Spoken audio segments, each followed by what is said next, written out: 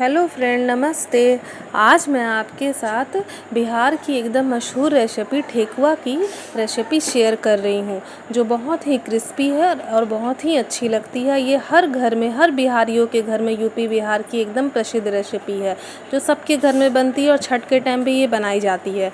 लेकिन मैं चीनी से बना के आपको दिखाऊंगी कि ये एकदम बिल्कुल क्रिस्पी लगेगी और ना ही एकदम, क्योंकि चीनी से हम कितना बार बनाते हैं तो क्या होता है, एकदम कड़ा हो जाता है और टूट नहीं पाता है, खाने के टाइम दिक्कत होता है बाद में वो। इसीलिए मैं आपको ये चीनी वाली रेसिपी शेयर कर रही हूँ ठेकुआ की। उसके लिए मैंने 1 किलो आटा लिया है और उसमें मैं थोड़ा सा बेकिंग सोडा मैं डाल रही हूँ। खाने वाला जो सोडा होता है वो डाल रही हूँ, एकदम सोडा हल्का सा डालना है, 1 पिंच सोडा ज़रूर डालिएगा।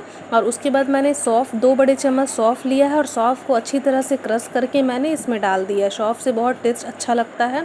और थोड़ा सा जो सूखा नारियल है उसे भी मैंने क्या किया था, अच्छा से बारीक तरह से ग्रेट कर दिया था और उसे भी मैं इसमें डाल रही हूँ। उसके बाद से मैं अच्छी तरह से मिला देना है। फिर मोइन के लिए मैंने 1 कटोरी तेल लिया है।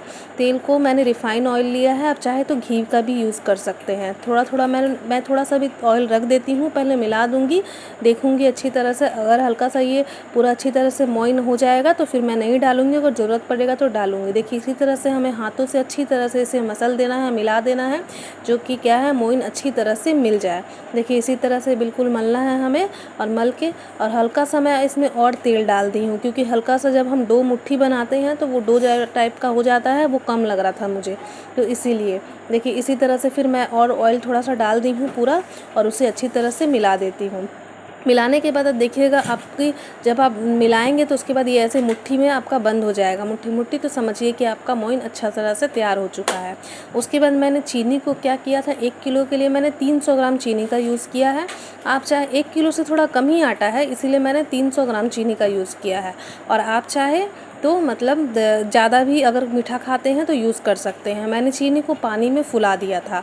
फुला देने से क्या होता है कि फूल भी जाता है और उसी पानी से हम इस आटा को गूँथ लेंगे और ये मीठा भी हो जाएगा। देखिए इसी तरह से थोड़ा थोड़ा डाल के हम इसे अच्छी तरह से मिला देंगे।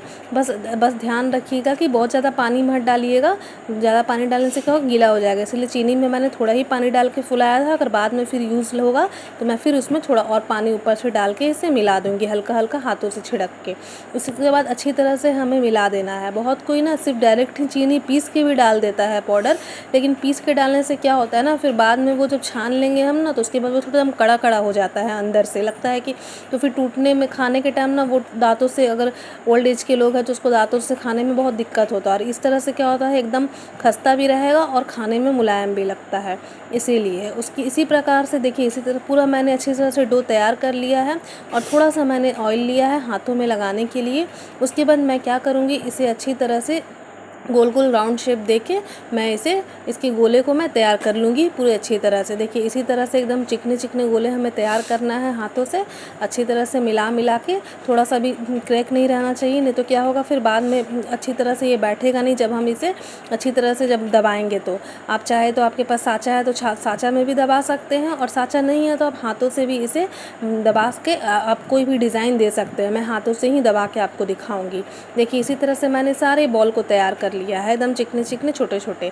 उसके बाद क्या करना है, दोनों हथेलियों के बीच में हमें इसे अच्छी तरह से बराबर से दबा देना है। ना ही बहुत ज़्यादा पतला रहना चाहिए और ना ही बहुत ज़्यादा मोटा। अगर पतला रहेगा तो एकदम अजीब, एकदम सूख जाएगा, सिकड़ी टाइप का हो जाएगा और बाद में क्या होगा कि फिर वो अच्छा नहीं लगा। बहुत मोटा रहेगा तो वो भी अच्छा नहीं लगेगा, पकने में टाइम लगेगा। इसीलिए एकदम बराबर से, नहीं बहुत पतला और ना ही मोटा। देखिए डिज़ाइन के लिए मैंने फोक चम्मच को क्या किया है, अच्छी तरह से कांटों से, आप कोई भी डिज़ाइन दे सकते हैं, मुझे लेकिन ये डिज़ाइन अच्छा लगता है इसीलिए मैं। अगर आपके पास साँचे में मन है तो आप साँचे में भी बना सकते हैं, लेकिन मैं ऐसे ही अभी इसी तरह से मैं बना दे रही हूँ, इसीलिए मैं आपको दिखा रही हूँ। देखिए फ्रेंड, इसी तरह से दूसरे ठेकुए को भी मैं तैयार कर लूँगी।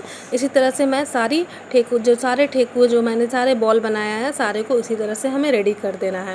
और देखिए डिज़ाइन भी कितना सुंदर लग रहा है, बस बहुत इजी है। कोई भी चम्मच, फोक चम्मच ले लीजिए, कांटा वाला जो चम्मच है, और उसमें अच्छी तरह से, देखिए आपको नज़दीक से मैं दिखा रही हूँ। इसी तरह से सारे जितने ठेकुए हैं सब तैयार है, रेडी है। चलिए अब फ्राई करते हैं। फ्राई करने के लिए मैंने ऑयल को एकदम अच्छी तरह से पहले ही कढ़ाई में बैठा दिया था और गर्म करने के लिए। ऑयल जब गर्म हो चुका है तो उसके बाद मैंने गैस की आँच आँच को कम कर दिया है, क्योंकि अगर बहुत ठंडा भी ऑयल रहेगा तो क्या होगा कि आपका जो ठेकुआ है वो टूट जाएगा, और बहुत ज़्यादा भी अगर गर्म रहेगा तो वो एकदम जल जाएगा तुरंत और फिर अंदर से पक। इसीलिए एकदम मीडियम गर्म करिएगा। हाँ, बस धुआं एकदम नहीं निकलना चाहिए, मीडियम गर्म रहे, और आँच क्या गैस का कम कर दीजिएगा। उसके बाद धीरे धीरे सब तेल में डुबो के ऐसा तेल डालिएगा कि पूरा आपका जो ठेकुआ है उसमें अच्छी तरह से डूब जाए।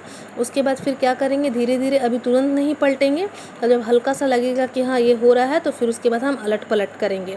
बहुत देर तक छोड़ना भी नहीं है, अगर बहुत देर तक छोड़ेंगे तो ये जलने का भी डर रहता है। देखिए फ्रेंड, इसी तरह से पूरा जब बबल्स टाइप का आने लगेगा तो उसके बाद मैं क्या करूँगी, इसे चम्मच से अच्छी तरह से धीरे धीरे, देखिए आपको मैं दिखा रही हूँ, ये ब्राउन ब्राउन जब जो शेप टाइप का आने लगेगा कलर, तब आप इसे पलटिएगा धीरे धीरे। इसी तरह से हम पलट पलट के सब क्या करेंगे, रेडी कर देंगे। अलट पलट करके मैं इसे फ्राई कर लूँगी।